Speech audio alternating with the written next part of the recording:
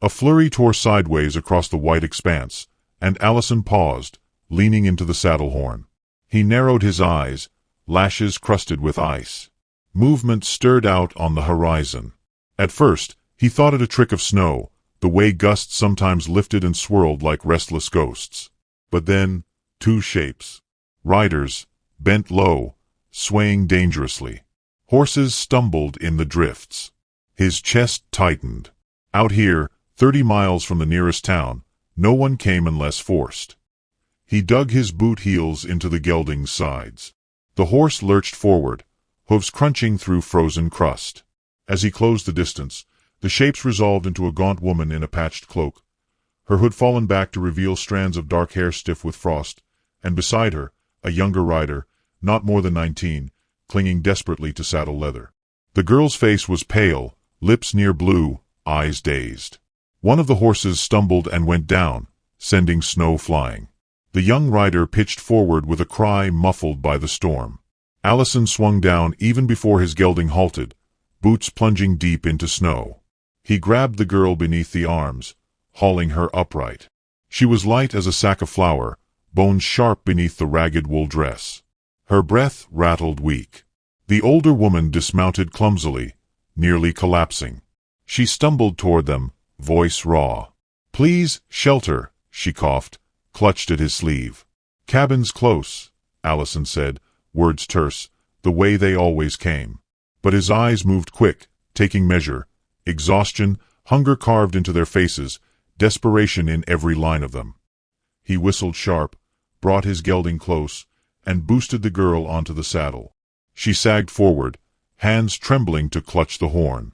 "Hold her steady," he ordered the older woman, then pulled the reins and led them into the teeth of the storm. The snow deepened, up to his thighs in places, but Allison pressed on. The cabin was close, had to be. He knew each rise, each clump of juniper under the white cover. Still, the journey stretched cruelly, each step a battle against wind that clawed at ears and eyes. Behind him, the older woman muttered encouragements to the girl, voice breaking. The gelding snorted, head tossing, but followed as Allison tugged him through drifts. At last, the outline of logs took shape in the swirling veil, the low roofline of his cabin, smoke curling faint from the chimney where he had banked the fire that morning. Relief broke across him sharp as pain. He dragged open the door, heat spilling faint from the hearth. Inside smelled of wood smoke, beans simmering slow, and old leather. He guided the girl from the saddle, lifting her into his arms. She stirred faintly, eyes fluttering, breath shallow. The woman stumbled in after him, boots tracking snowmelt across the rough floorboards. Allison laid the girl on a buffalo hide before the fire, then shoved the door shut against the storm's roar. The silence that followed rang in his ears. He crouched, tugging off the girl's wet boots, setting her feet near the blaze. Skin pale as ivory. He fetched a quilt from his cot, draped it around her shoulders. The older woman collapsed onto a stool, pulling her hood back fully. Her face, though worn by years, bore traces of beauty, high cheekbones, eyes dark and searching. But weariness weighed heavy there. "God bless you," she rasped. "We'd have died out there." Allison grunted, poured steaming water from the kettle into a tin cup, handed it across. "Drink. Warm slow. Don't gulp." She nodded, hands trembling as she obeyed. The girl stirred, lips parting.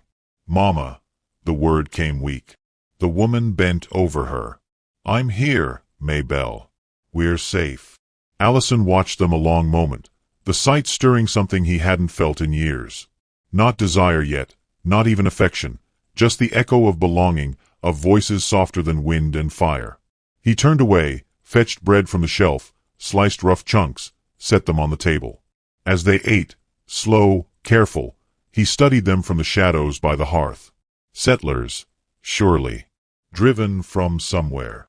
He saw it in their clothes, hems ragged, threadbare shawls, gloves patched more times than stitched.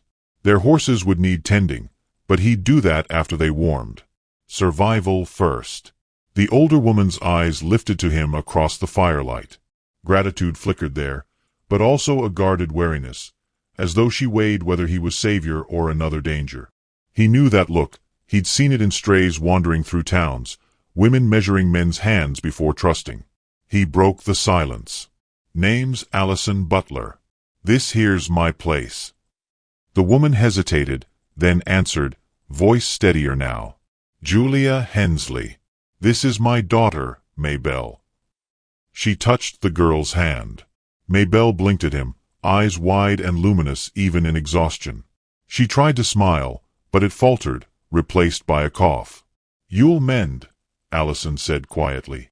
The fire popped, throwing sparks. Outside, wind wailed against the logs, rattling shutters. The cabin seemed smaller for the three of them, warmth pressing close. Julia sat straighter, still wrapped in quilt. "We came far," she murmured. "Snow caught us on the trail. Horses near spent." Allison nodded once. He understood what she didn't say. Hunger stalked them, nowhere else to turn. He busied himself with chores, hung wet coats by the fire, set beans and salt pork in the pot, checked the woodpile by the hearth. He moved with the ease of a man used to silence, to doing everything himself. But now every action carried a weight of being witnessed. When he finally sat, Julia's gaze followed him, lingering with a mixture of relief and unspoken question. Maybelle dozed by the fire, breath shallow but steady. Allison leaned forward, elbows on knees, watching flame light lick the iron kettle. He felt their presence like a pressure in the room, unsettling and strange. For years he'd walked alone, spoken little, held to the rhythms of land and stock. But tonight, two lives rested inside his walls, fragile and trembling.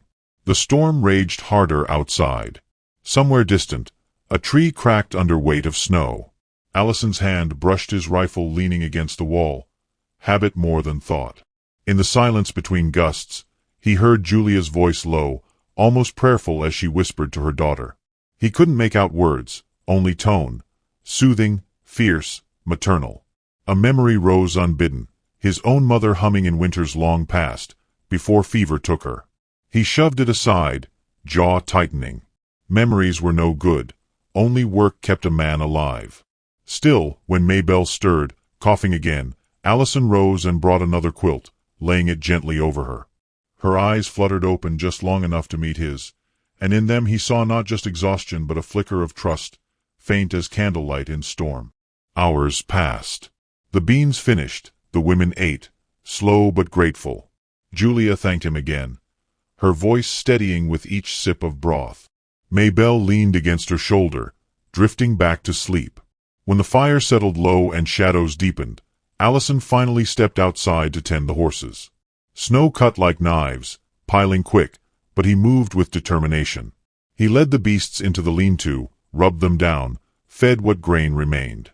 He paused, breath pluming in lantern glow, and glanced back at the cabin, warm light spilling from cracks, faint silhouettes moving inside. For the first time in years, he felt the pull of returning to something more than solitude.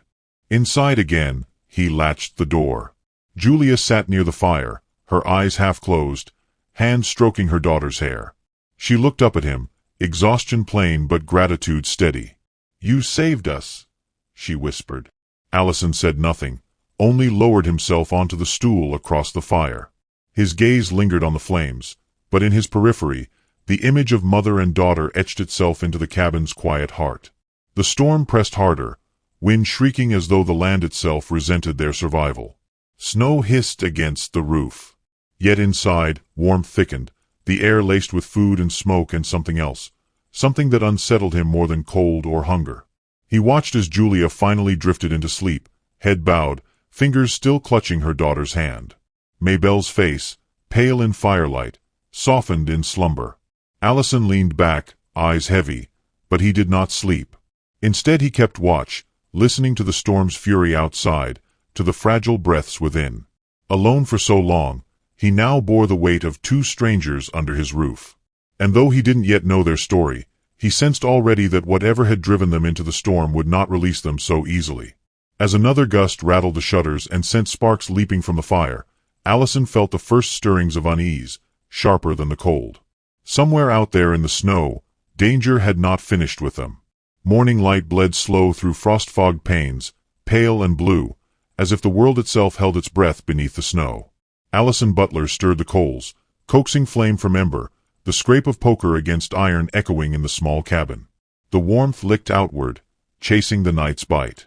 Behind him, he heard the faint rustle of blankets, the soft cough of Julia Hensley waking. She rose stiffly from where she had slept near the hearth, her shawl slipping from one shoulder. Exhaustion clung to her, yet her first act was to lean over and touch her daughter's brow, brushing hair from Maybelle's face with a tenderness that made Allison look away. He busied himself with the coffee pot, pouring water from the kettle, measuring grounds with steady hands. The ritual steadied him, but the awareness of their presence altered every movement. For years he had brewed coffee in silence, poured it into a single chipped mug. Now, 3 cups sat on the table, steam curling from each like a fragile promise. Julia's voice came, hoarse but warm. "You've given us more than shelter." Allison shrugged, not meeting her eyes.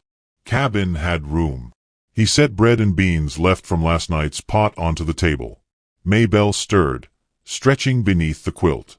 Her face, pale in the firelight the night before, now carried color again, though faint. She blinked at him, her gaze clear for the first time since he found her. Something stirred in his chest at that look, an unfamiliar pull, both protective and uneasy. "Eat slow," he said, placing the bread near her hand. She nodded, her voice barely above a whisper. "Thank you." The sound was soft, yet it carried weight. He had grown and used to being thanked. The words lingered longer than they should have, pressing into the quiet of the room. They ate with careful manners, as though unused to plenty. Julia broke her bread and gave most to Maybelle, though the girl, noticing, pushed a piece back into her mother's hand. The exchange was silent but fierce, a battle of care disguised as a meal. Allison watched, his own food cooling. It had been years since he had seen such small domestic wars of love. After breakfast, chores demanded attention. The storm had not relented fully. Snow drifted high against the door. Allison pulled on his coat and pushed into the white glare, shovel biting into crust. Each throw of snow was heavy, the air sharp with cold. He worked steady, shoulders burning, until he felt eyes on him. Looking up, he saw Maybelle at the doorway, wrapped in a quilt. "You shouldn't be standing there in the cold," he called. She shook her head, hair falling loose from its braid. "I wanted to see." Her breath misted in the air, words fragile. "It's different here. Quiet, but not empty." He leaned on the shovel, studying her. Snowflakes clung to her lashes, melting into drops. She looked too young to have known such hardship, yet there was a steadiness in her that told otherwise. He had the sudden, startling thought that the land had made her the way it made him, shaping, hardening, yet leaving traces of softness beneath. He said nothing, only went back to his work. Yet when he returned inside, shaking snow from his hat, he found her at the hearth, stirring the beans, moving with tentative purpose. Julia sat mending a torn glove, needle flashing in her weary hands. The sight of them filling his space with quiet industry sent a jolt through him, both foreign and strangely right. The day stretched in hushed rhythms. They shared chores without speaking much. Julia helped sweep the floor, her movements efficient despite her tired frame. Maybelle carried wood from the pile by the hearth, her hands red from cold but steady. Allison repaired a harness by the window, the light falling slanted across the room, catching dust motes that drifted like tiny ghosts. Their silence was not emptiness. It was a presence, a weaving of 3 lives in fragile thread. At midday, Maybelle's voice broke the quiet. "You live here alone?" Allison paused, set the harness aside. "Yes." His tone carried no embellishment. "Don't you get lonely?" The question hung. He had no ready answer. He thought of nights where the only sound was the crack of ice on the roof, of winters where silence pressed so heavy he imagined voices in the wind. He looked at her, then at her mother, and finally down at his rough hands. "Lonely's part of the land." Maybelle studied him, eyes wide, before nodding, as though she understood more than she should at her age. Julia's gaze lingered too, thoughtful, measuring. Afternoon came.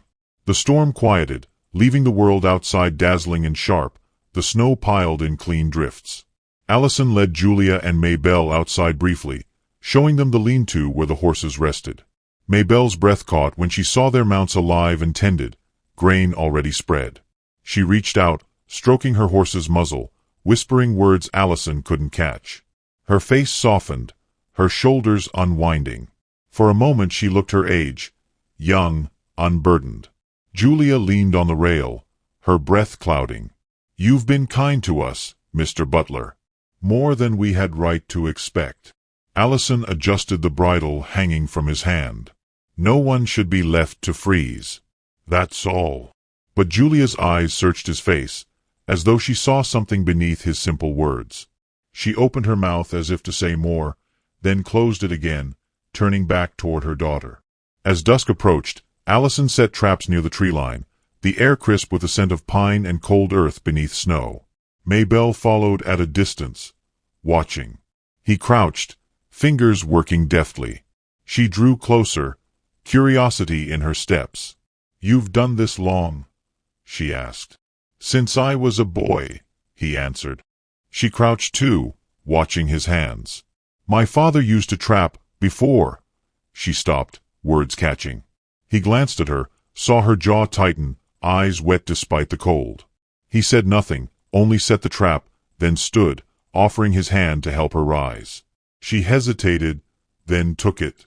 Her palm was small against his, her grip firm. Something passed in that touch, brief, electric, before she pulled away, tucking her hands into her quilt. They walked back in silence, the sky deepening violet, the first stars trembling through. That evening, Julia hummed softly while mending, a tune faint and worn with time. Maybelle leaned against her, eyelids heavy. Allison sat by the fire, carving a piece of wood into shape without thought, only for the rhythm of knife against grain. Yet his eyes drifted often to the girl's profile, the way her lashes brushed her cheeks, the way warmth returned to her skin. He caught himself, shook his head, and focused on the wood. Later, as Maybelle lay wrapped in quilts near the hearth, she whispered, not knowing he listened, "I don't remember feeling safe like this in a long time." The words struck him deeper than any blade. He rose quietly, stepped outside into the night, the cold hitting sharp, stars scattering above endless white. He stood there long, breathing frost, the silence pressing. His heart felt unsteady, as though stirred after years of stillness. When he returned, the cabin was dim, the fire low. Julia lifted her gaze to him from the shadows, her eyes dark, searching. "There's more you should know," she said quietly, voice trembling. "We didn't just lose our way in the storm. We were running from a man who won't let go." Allison froze at the words, hand still on the latch. The firelight painted her face in flicker and shadow, sorrow etched deep, fear beneath her calm. He stepped fully inside, shutting out the night. The room seemed smaller, heavier. Maybelle stirred in sleep, unaware. Julia's voice dropped, ragged now. "He'll come looking. He always does." Allison's jaw tightened, the echo of solitude breaking against the weight of their presence. The storm had brought them to his door, but the storm outside was nothing to what would follow. Julia's words lingered like smoke in the low light of the cabin, their weight pressing against the timber walls as if the storm itself had followed them inside. Allison Butler sat forward, elbows resting heavy on his knees, staring into the fire where sparks flared and died. He had asked nothing of them, had given shelter freely, but the truth now lay bare. Danger had crossed his threshold with the women. Julia's hands worked at the frayed edge of her shawl as she spoke. "His name is Elias Crow." The name itself carried grit, like gravel against the tongue. A land baron, or he calls himself that. Men follow him, half drunks, half wolves. My husband stood against him when he tried to claim our fields. For that, we paid. Her eyes, dark and rimmed with weariness, flicked toward Maybelle, who slept near the hearth, unaware. Allison did not speak, though the name Crow set a spark of memory. He had heard it once in town, whispered with the weight of fear, the kind of name men avoided saying loud. Crow had stretched his reach across valleys and rivers, swallowing homesteads like a flood. Those who resisted often vanished or bent under his heel. Julia's voice grew quieter, each word pressed out with effort. "My husband was killed last spring, shot down in our own field. I tried to stand. She lifted her hands, scars pale on her wrists where rope had burned. He left me alive as warning. Said the land was his now, that we'd serve or starve. Her voice cracked. I took my daughter and fled. We rode west, but the storm, it near finished us before we reached you. The fire popped, a log collapsing into coals. Allison's jaw clenched. He had lived alone long enough to know the cruelty of men like Crow, men who fed on fear. Yet the sight of Julia's trembling shoulders, the soft sound of her daughter's breathing, carved something sharper into him than anger, responsibility. You'll be safe here, he said finally, voice low but steady. Julia looked at him, eyes searching for truth in his face. For a moment, her guard slipped, and relief flickered through. She nodded once, then drew the quilt tighter. The next days carried a fragile rhythm, yet unease threaded every quiet moment. Snow muffled the land, making each sound sharp, the creak of trees, the crunch of hooves when Allison ventured out. He worked with deliberate purpose, chopping wood, checking traps, hauling water, but now every act carried weight beyond survival. He was not only keeping himself alive. 2 lives depended on his roof, his hands. Maybelle regained strength quickly. Her cheeks, once hollow, grew flush with color from the fire's heat and the food he set before her. She moved lightly around the cabin, fetching wood, tending stew, her presence soft but persistent. Sometimes Allison caught her watching him as he worked, curiosity in her gaze, a question she never voiced. One morning, as pale sunlight pushed through cloud, Allison saddled his gelding to ride the ridge and check snares. Maybelle insisted on joining. Julia protested, but the girl's voice carried resolve that startled both her mother and Allison. I won't break, she said. Not after all we've come through. Allison studied her a long moment before nodding. They rode out, the air cold and brittle, the snow crunching under hooves. Silence stretched between them until Maybelle spoke. My father was proud, she said, voice tight against the wind. He said no man owned him, no matter his power. I used to think he was foolish, standing against Crow when others bent. But now, she trailed off, lips pressed thin. Allison kept his eyes on the trail. Pride can be a burden, but sometimes it's all a man's got. She looked at him, her face young yet marked by grief. Do you think it cost him his life? That we'd have been better off if he yielded. The question struck deep, for it was not truly about her father but about herself, about whether survival meant surrender. Allison reined in his horse, snow squeaking beneath iron shoes. He met her gaze, steady. No. A man's life is more than breath and bread. Your father stood for something. That's not wasted, even if it cost him. Her eyes glistened, though she blinked the tears away. She nodded, a spark of understanding passing between them. For Allison, it was the first time in years he had spoken belief aloud, and it felt like drawing breath after long silence. They returned with rabbits from the snares, laughter faint on Maybelle's lips when one hair wriggled free, leaving Allison empty-handed. The sound startled him. It had been long since laughter lived in his cabin.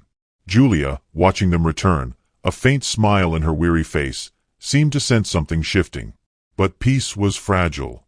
That evening, as wind carried a strange echo through the valley, a neighbor arrived, old Ben Sutter, wrapped in furs, beard thick with frost. He stomped snow from his boots, his face grave. Word from town, he said, voice low.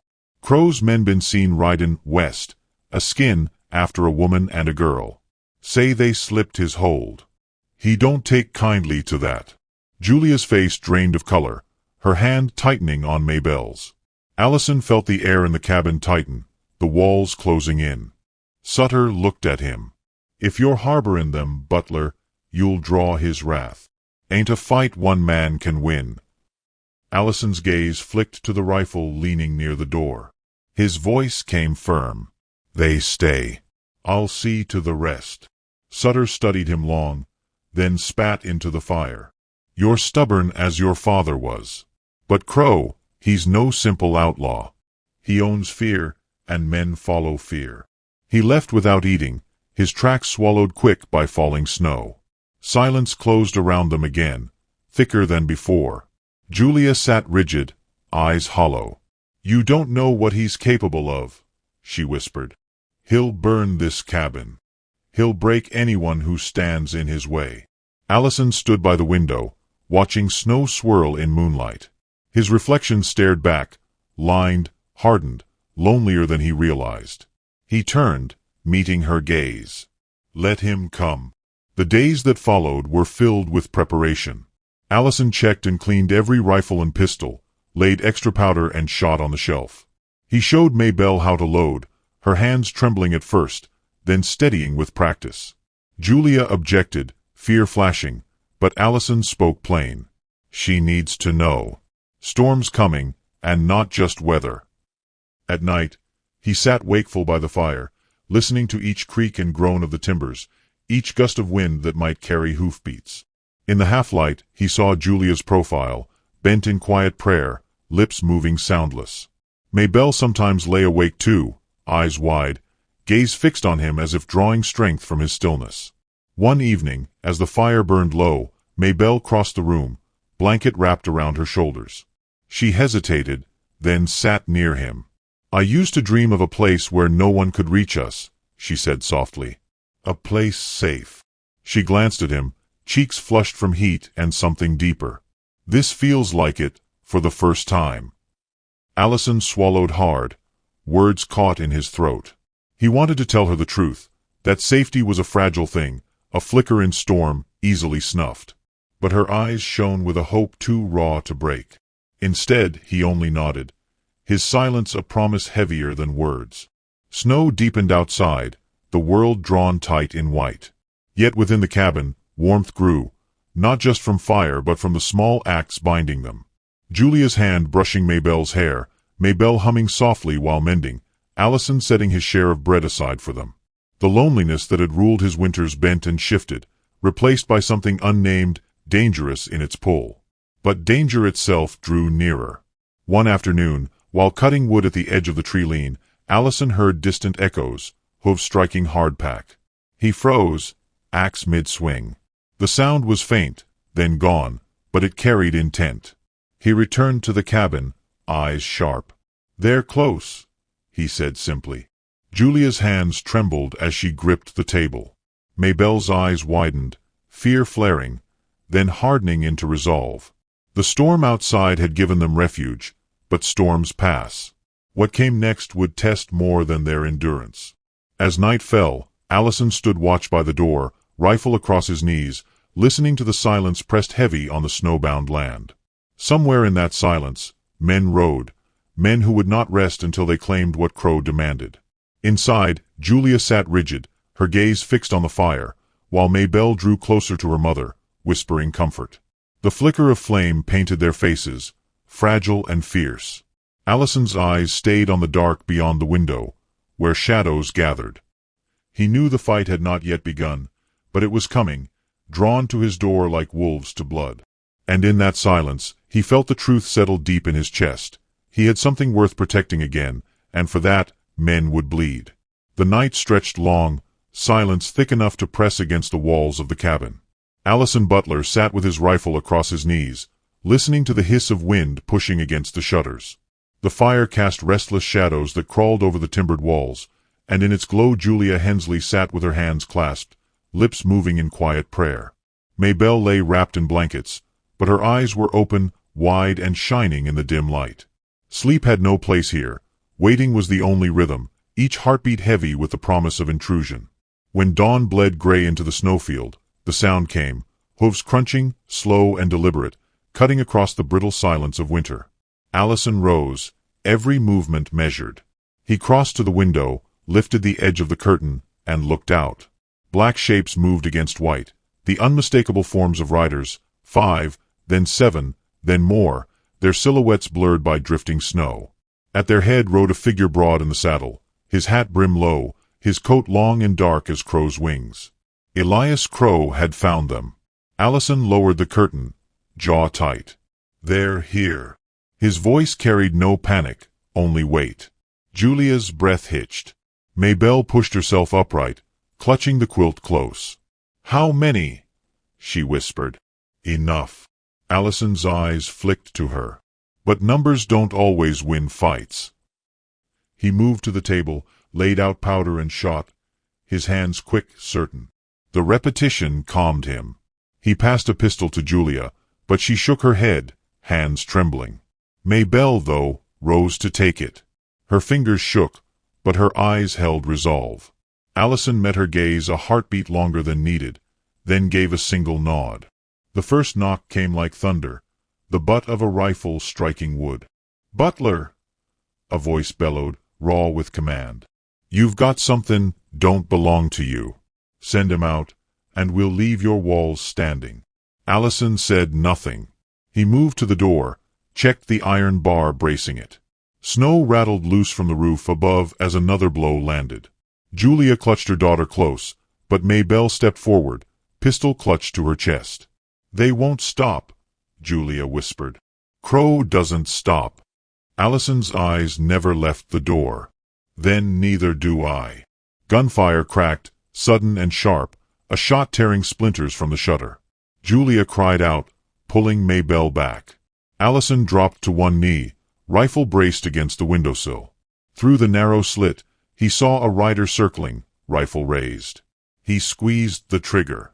The report thundered through the cabin, and the man tumbled from the saddle, snow blooming red beneath him.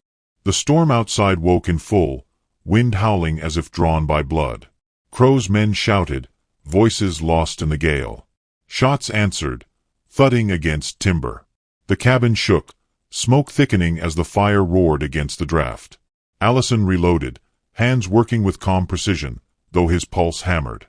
"Stay low," he barked, as another volley shattered glass from the small back window. Julia dragged Maybelle behind the table, shielding her with her own body. The girl clutched the pistol, eyes darting toward Allison with a mixture of fear and fierce determination. Crow's voice cut through the storm, low and cold, nearer now. "Butler, you can't keep him. That girl's mine to claim, and the woman's mine to break. Step aside, and I'll spare you the grave." Allison felt the words burn through him. He looked at Julia, her face pale, her body trembling, yet her eyes blazed with a plea not for herself but for her daughter. He looked at Maybelle, clutching the pistol with both hands, trying to be brave when her youth betrayed her. Something within him, long dormant, flared. He pushed the table toward the window for cover, his voice sharp. "Over my dead body, Crow." Laughter came, cruel and hollow. Then the door shuddered under a heavy blow, then another. The iron bar bent, groaned. Allison braced his shoulder against it, the impact driving pain down his spine. He gritted his teeth, signaled with his hand for Julia and Maybelle to stay back. The third strike sent the door flying inward, snow and splinters exploding into the room.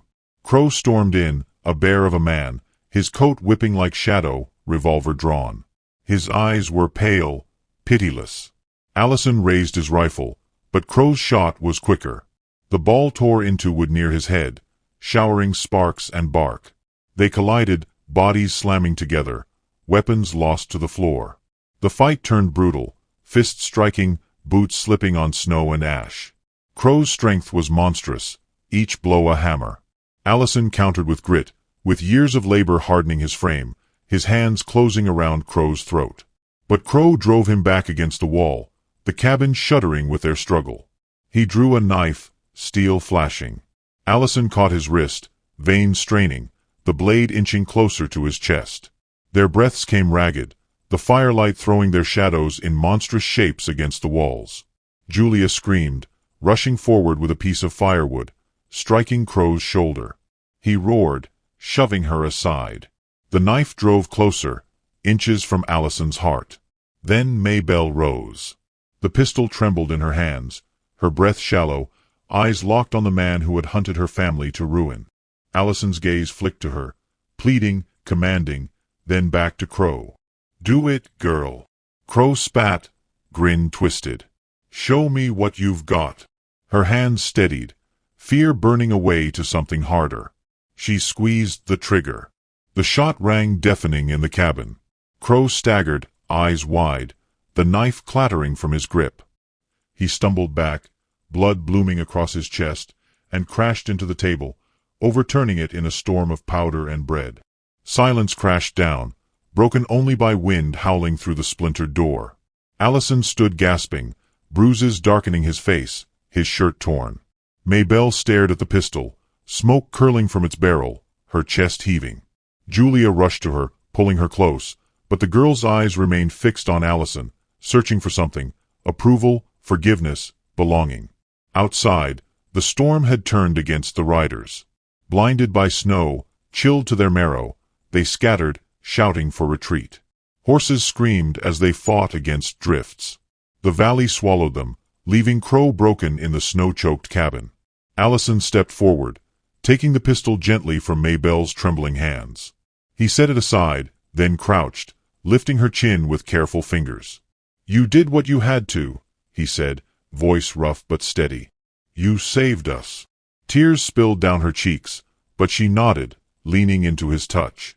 Julia's arms encircled them both, her body trembling with relief. For a moment, they clung together in the wreckage, the three of them bound by survival. When dawn's full light finally broke, the storm eased, the sky washed in pale gold. The cabin stood scarred but unbroken, its roof heavy with snow, its walls pocked with bullet holes. Crow's body lay still, half buried by drift, his shadow stretched long in the morning sun. Allison stepped outside, breath steaming in the cold.